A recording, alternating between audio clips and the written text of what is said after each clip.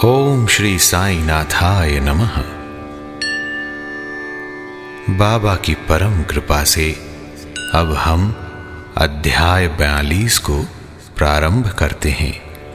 मृत्यु भक्त की टाल दी, नहीं टाला निज अंत, समस्त जीव में स्वयं का वास देखते संत।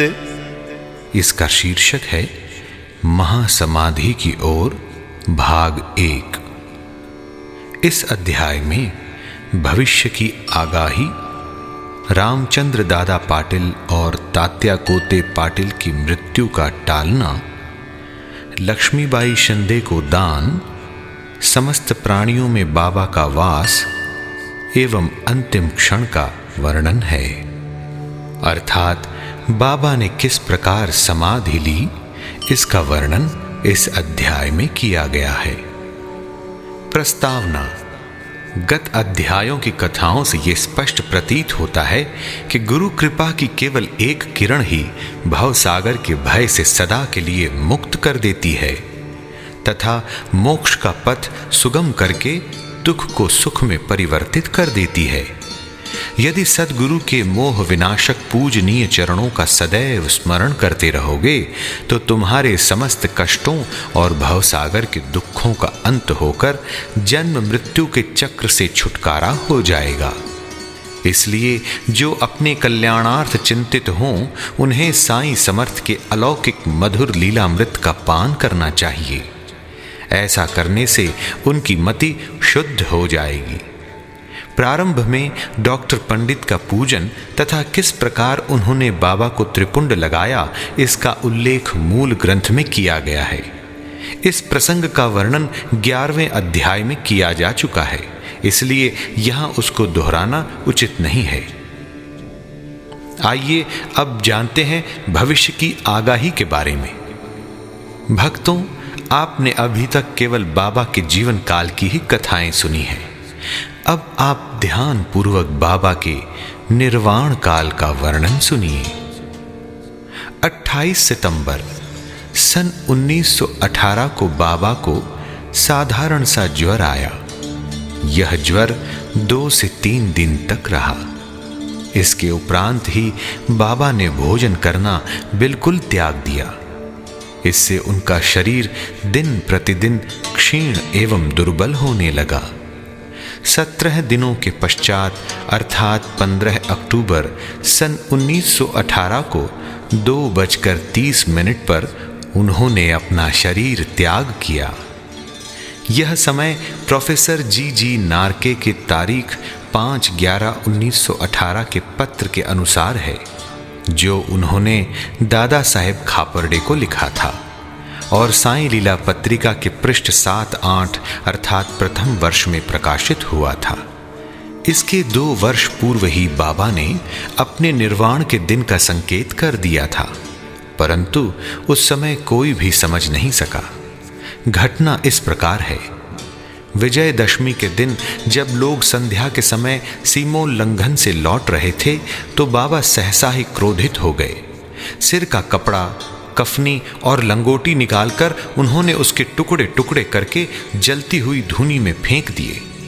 बाबा के द्वारा आहुति प्राप्त कर धूनी द्विगुणित प्रज्वलित होकर चमकने लगी और उससे भी कहीं अधिक बाबा के मुखमंडल की कीर्ति चमक रही थी। वे पूर्ण दिगंबर खड़े थे और उनकी आंखें अंगारे के समान चमक रही थी। उन्होंने आवेश में आकर उच्च स्वर में कहा, लोगों, यहां आओ, मुझे देखकर पूर्ण निश्चय कर लो कि मैं हिंदू हूं या मुसलमान। सभी भय से कांप रहे थे। किसी को भी उनके समीप जाने का साहस न हो रहा था। कुछ समय बीतने के पश्चात उनके भक्त भागोजी शिंदे, जो महारोग से पीड़ित थे, साहस कर बाबा के समीप गए और किसी प्रकार उन्होंने उन्हें लंगोटी बांध दी और उनसे कहा, बाबा, ये क्या बात है? देव, आज दशहरा का त्योहार है। तब उन्होंने जमीन पर सटका पटकते हुए कहा, ये मेरा सिमोल्लंघन है। लगभग 11 बजे तक भी उनका क्रोध शांत न हुआ और भक्तों को चावड़ी जुलूस निकलने में संदेह होने लगा। 1 घंटे के पश्चात वे अपनी सहज स्थिति में आ गए और सदा की भांति पोशाक पहनकर चावड़ी जुलूस में सम्मिलित हो गए, जिसका वर्णन पूर्व किया जा चुका है। इस घटना द्वारा बाबा ने इंगित किया कि जीवन रेखा पार करने के लिए दशहरा ही उचित समय है, परंतु उस समय किसी को भी उसका असली अर्थ समझ में न आया। बाबा ने और भी अन्य संकेत किए जो इस प्रकार हैं। रामचंद्र दादा पाटिल की मृत्यु टालने की कथा। कुछ समय के पश्चात रामचंद्र पाटिल बहुत बीमार हो गए। उन्हें बहुत कष्ट हो रहा था। सब प्रकार के उपचार किए गए, परंतु कोई लाभ न हुआ और जीवन से हताश होकर वे मृत्यु के अंतिम क्षणों की प्रतीक्षा करने लगे। तब एक दिन मध्य रात्रि के समय बाबा अनायास ही उनके सिरहाने प्रकट हुए। पाटिल उनके चरणों से लिपटकर कहने लगे, मैंने अपने जीवन की समस्त आशाएं छोड़ दी हैं बाबा। अब कृपा कर मुझे इतना तो निश्चित बतलाइए कि मेरे प्राण अब कब निकलेंगे। दया सिंधु बाबा ने कहा, घबराओ नहीं, तुम्हारी हुंडी वापस ले ली गई है और तुम शीघ्र ही स्वस्थ हो जाओगे। मुझे तो केवल तात्या का भय है। सन 1918 में विजयदशमी के दिन उसका देहांत हो जाएगा, किंतु ये भेद किसी से प्रकट न करना और ना ही उसे बतलाना, अन्यथा वह अधिक भयभीत हो जाएगा। रामचंद्र अब पूर्ण स्वस्थ तो हो गए, परंतु वे तात्या के जीवन के लिए निराश हुए। उन्हें ज्ञात था कि बाबा के शब्द कभी असत्य नहीं निकल सकते और 2 वर्ष के पश्चात ही तात्या इस संसार से विदा हो जाएगा। उन्होंने ये भेद बाला शिंपी के अतिरिक्त किसी से भी प्रकट न किया। केवल 2 ही व्यक्ति, रामचंद्र दादा और बाला शिंपी, तात्या के जीवन के लिए चिंताग्रस्त और दुखी थे। रामचंद्र ने शैया त्याग दी और वे चलने फिरने लगे। समय तेजी से व्यतीत होने लगा। शके 1840 का भाद्रपद समाप्त होकर अश्विन मास प्रारंभ होने ही वाला था कि बाबा के वचन पूर्णतः सत्य निकले। तात्या बीमार पड़ गए और उन्होंने चारपाई पकड़ ली। उनकी स्थिति इतनी गंभीर हो गई कि अब वे बाबा के दर्शन को भी जाने में असमर्थ हो गए। इधर बाबा भी ज्वर से पीड़ित थे। तात्या का पूर्ण विश्वास बाबा पर था और बाबा का भगवान श्री हरि पर, जो उनके संरक्षक थे। तात्या की स्थिति अब और अधिक चिंताजनक हो गई। वो हिलडुल भी न सकता था और सदैव बाबा का ही स्मरण किया करता था। इधर बाबा की भी स्थिति उत्तरोत्तर गंभीर होने लगी। बाबा द्वारा बतलाया हुआ विजयदशमी का दिन भी निकट आ गया। तब रामचंद्र दादा और बाला शिंपी बहुत घबरा गए। उनके शरीर कांप रहे थे। पसीने की धाराएं प्रवाहित हो रही थीं कि अब तात्या का अंतिम साथ है। जैसे ही विजयदशमी का दिन आया, तात्या की नाड़ी की गति मंद होने लगी और उसकी मृत्यु सन्निकट दिखलाई देने लगी। उस समय एक विचित्र घटना घटी। तात्या की मृत्यु टल गई और उसके प्राण बच गए, परंतु उसके स्थान पर बाबा स्वयं प्रस्थान कर गए और ऐसा प्रतीत हुआ जैसे कि परस्पर हस्तांतरण हो गया हो। सभी लोग कहने लगे कि बाबा ने तात्या के लिए प्राण त्यागे।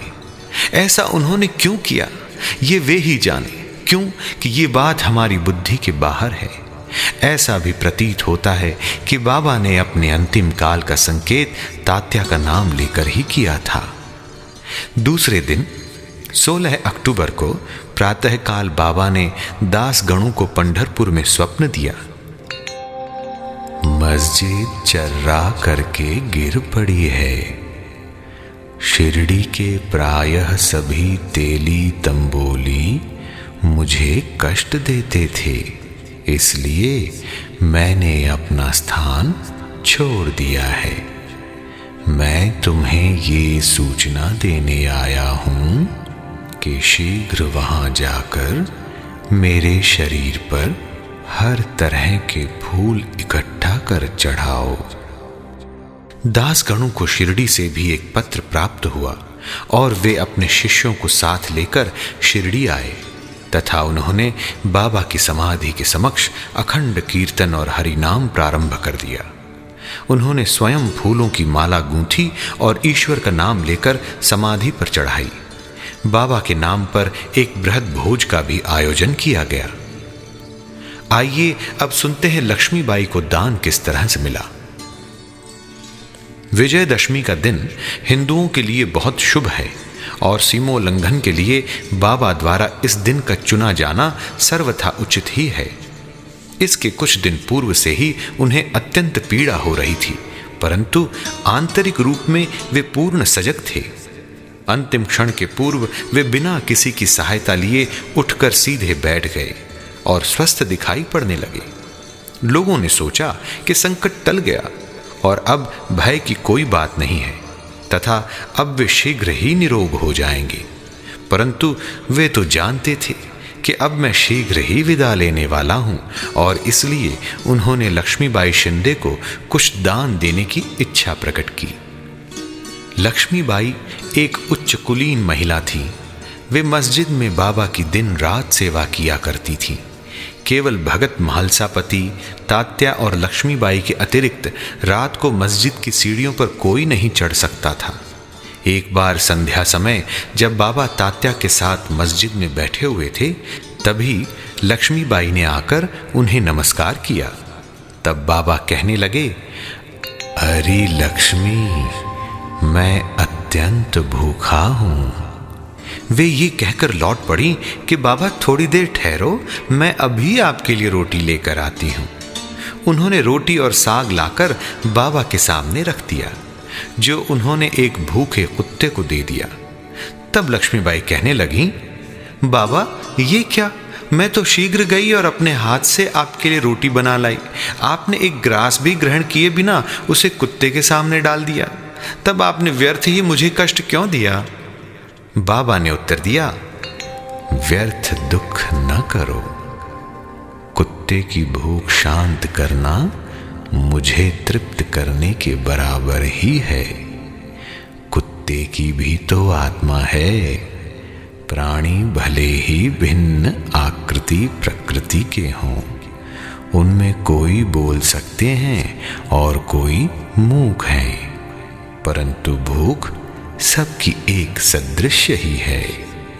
इसे तुम सत्य जानो कि जो भूखों को भोजन कराता है वह यथार्थ में मुझे ही भोजन कराता है। यह एक अकाट्य सत्य है। इस साधारण सी घटना के द्वारा बाबा ने एक महान आध्यात्मिक सत्य की शिक्षा प्रदान की कि बिना किसी की भावनाओं को कष्ट पहुंचाए किस प्रकार उसे नित्य व्यवहार में लाया जा सकता है। इसके पश्चात लक्ष्मीबाई उन्हें नित्य ही प्रेम और भक्ति पूर्वक दूध, रोटी व अन्य भोजन देने लगी, जिसे वे स्वीकार कर बड़े चाव से खाते थे। वे उसमें से कुछ खाकर शेष लक्ष्मीबाई के द्वारा ही राधा कृष्ण माई के पास भेज दिया करते थे। इस उच्छिष्ट अन्न को वे प्रसाद स्वरूप समझकर प्रेम पूर्वक पाती थीं। इस रोटी की कथा को असंबद्ध नहीं समझना चाहिए। इससे सिद्ध होता है कि सभी प्राणियों में बाबा का निवास है, जो सर्वव्यापी, जन्म मृत्यु से परे और अमर है। बाबा ने लक्ष्मीबाई की सेवाओं को सदैव स्मरण रखा। बाबा उनको भुला भी कैसे सकते थे। देह त्याग के बिल्कुल पूर्व बाबा ने अपनी जेब में हाथ डाला और पहले उन्होंने लक्ष्मी को 5 रुपए और बाद में 4 रुपए, इस प्रकार कुल 9 रुपए दिए। यह 9 की संख्या इस पुस्तक के अध्याय 12 में वर्णित नवविधा भक्ति की द्योतक है, अथवा यह सीमोल्लंघन के समय दी जाने वाली दक्षिणा भी हो सकती है। लक्ष्मीबाई एक सुसंपन्न महिला थी, अतएव उन्हें रुपयों की कोई आवश्यकता नहीं थी। इस कारण संभव है कि बाबा ने उनका ध्यान प्रमुख रूप से श्रीमद् भागवत के स्कंद 11 अध्याय 10 के श्लोक संख्या 6 की ओर आकर्षित किया हो, जिसमें उत्कृष्ट कोटि के भक्त के 9 लक्षणों का वर्णन है, जिसमें से पहले 5 और बाद में 4 लक्षणों का क्रमशः प्रथम और द्वितीय चरणों में उल्लेख हुआ है। बाबा ने भी उसी क्रम का पालन किया। पहले 5 और बाद में 4 अर्थात कुल 9, केवल 9 रुपए ही नहीं बल्कि 9 के कई गुने रुपए लक्ष्मीबाई के हाथों में आए गए होंगे, किंतु बाबा द्वारा प्रदत्त ये 9 का उपहार वह महिला सदैव स्मरण रखेगी। आइए अब हम सुने बाबा के अंतिम क्षण की कथा। बाबा सदैव सजग और चैतन्य रहते थे और उन्होंने अंतिम समय भी पूर्ण सावधानी से काम लिया। उन्होंने अंतिम समय सबको वहां से चले जाने का आदेश दिया। चिंता मग्न काका साहेब, बूटी और अन्य महानुभाव जो मस्जिद में बाबा की सेवा में उपस्थित थे, उनको भी बाबा ने वाड़े में जाकर भोजन करके लौट आने को कहा। ऐसी स्थिति में वे बाबा को अकेला छोड़ना तो नहीं चाहते थे, परंतु उनकी आज्ञा का उल्लंघन भी तो नहीं कर सकते थे। इसलिए इच्छा न होते हुए भी उदास और दुखी हृदय से उन्हें वाड़े को जाना पड़ा। उन्हें विदित था कि बाबा की स्थिति अत्यंत चिंताजनक है और इस प्रकार उन्हें अकेले छोड़ना उचित नहीं है। वे भोजन करने के लिए बैठे तो थे, परंतु उनके मन कहीं और थे, अर्थात बाबा के साथ थे। अभी भोजन समाप्त भी न हो पाया था कि बाबा के नश्वर शरीर त्यागने का समाचार उनके पास पहुंचा और वे अधपेट ही अपनी अपनी थाली छोड़कर मस्जिद की ओर भागे तथा जाकर देखा कि बाबा सदा के लिए बयाजी आपा कोते की गोद में अंतिम विश्राम कर रहे हैं। न वे नीचे लुढ़के और न शैया पर ही लेटे, अपने ही आसन पर शांति पूर्वक बैठे हुए और अपने हाथों से दान देते हुए उन्होंने ये मानव शरीर त्याग दिया। संत स्वयं ही देह धारण करते तथा कोई निश्चित ध्येय लेकर इस संसार में प्रकट होते हैं, और जब ध्येय पूर्ण हो जाता है तो वे जिस सरलता और आकस्मिकता के साथ प्रकट होते हैं, उसी प्रकार लुप्त भी हो जाया करते हैं।